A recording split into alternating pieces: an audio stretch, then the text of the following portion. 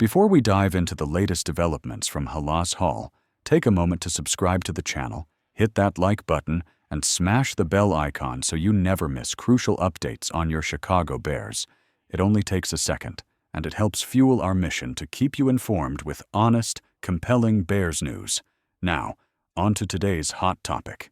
The Chicago Bears have been a magnet for headlines this offseason, and one that stirred real conversation is a proposal from Bleacher Report suggesting the team should trade veteran nose tackle Andrew Billings before the start of the regular season. But is parting ways with Billings really the smart move? Or is it a costly misstep in the making?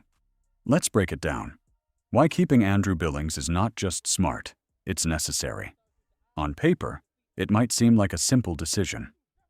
Andrew Billings is 30 years old, returning from a torn pectoral muscle and entering the final year of his contract. To some, that screams trade bait. But when you peel back the layers, the reality becomes far more nuanced. Last season, when Billings was healthy, the Bears' defense was noticeably more disciplined. Specifically, against the run, his presence was a stabilizing force. In the first half of the season, with Billings anchoring the middle, the Bears were allowing around 131 rushing yards per game.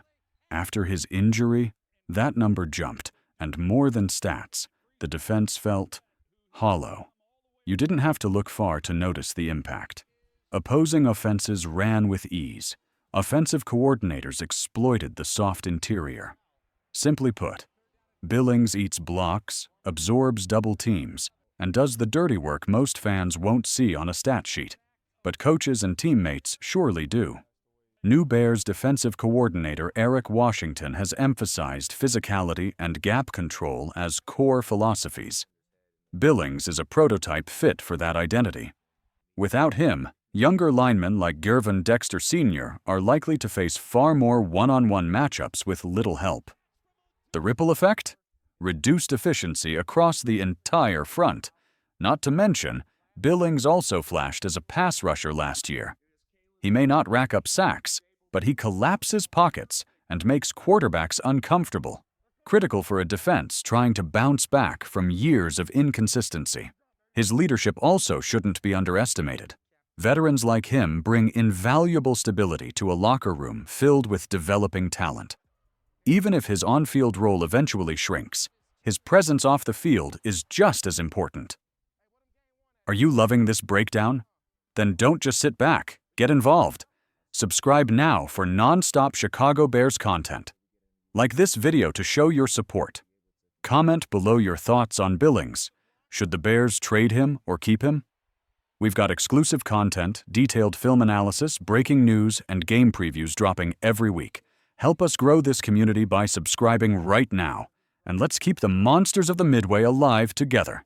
The most obvious counterpoint to keeping Billings is this. The Bears have enough defensive tackles. Someone else can step up. But when you look closely, that argument quickly loses steam. Let's talk depth. Sure, the defensive tackle room is crowded. Gervon Dexter, Zach Pickens, Shamar Turner, and Chris Williams are all promising names. But ask any defensive line coach. Not all defensive tackles are built the same. Billings is one of the only true one techniques on this roster. He's a specialist, designed to anchor the line and dominate run lanes. Most of the others? They're three techniques, built for burst and interior pass rushing. They aren't designed to handle double teams or stop the run between the tackles consistently. The Bears have experimented with shifting players around. Turner might develop into a solid run defender, and Dexter is bulking up in hopes of taking on more responsibility. But banking on potential while discarding proven performance is a dangerous gamble, especially for a franchise trying to exit a rebuild. And then there's Jonathan Ford, a recent practice squad addition with a similar frame to Billings. Some say he could become a younger, cheaper replacement. But that's projection, not production. Ford is raw, untested, and hasn't shown that he's ready for an NFL starting role. Replacing a starter with a question mark isn't just risky, it's reckless. Even if you believe someone will eventually step up, the Bears simply don't have another consistent, proven run defender on the roster, And when you're facing NFC North offenses that feature guys like Aaron Jones, Jahmyr Gibbs, and even David Montgomery, having a run anchor is non-negotiable. If Billings goes, expect to see more wide-open gaps, longer drives, and frustrated linebackers trying to plug holes left behind by an interior line that's not built to absorb punishment. Even if you accept the risk of removing Billings from the defense, there's still the matter of trade value. And frankly, it's just not there. Let's be realistic. Billings is coming off a season-ending injury. He's 30. He's had inconsistent availability in recent years. No team is giving up premium draft picks for that profile. At best, Chicago might receive a 6th or 7th round pick, possibly even a late-round pick swap. Is that worth weakening your run defense? And here's the kicker. His contract is extremely team-friendly. His cap hit for 2025 is only $3.2 million. In today's NFL economy, that's a bargain for a rotational interior defender, let alone a starter. That's the same amount the Bears tendered to Chris Williams, a player with far less impact. When you weigh risk versus reward, it's no contest. You're better off keeping Billings as insurance, even if his role diminishes over time. Should a young player emerge, fantastic. Then Billings becomes a valuable backup at a minimal cost.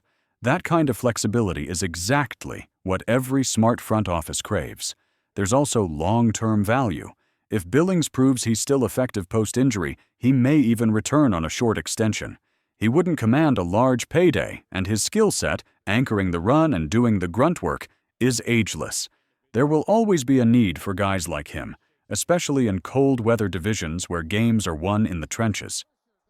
In a rebuilding-to-competing phase, the Bears should be careful with every asset they let go.